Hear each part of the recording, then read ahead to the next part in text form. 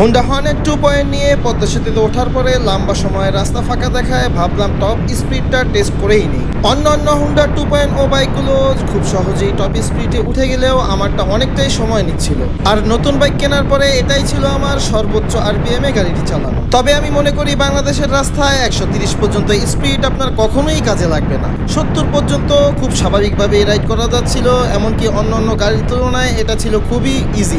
এমনকি সুজুকির 250 সিসির বাইককেও easily cross করা যাচ্ছিল। তবে 70 থেকে 80 পর্যন্ত আরামসে রাইড করতে পারলেও যত স্পিড বাড়তে থাকবেন ততই আস্তে আস্তে আপনার হ্যান্ডেলের ভাইব্রেটটি বাড়তে থাকবে।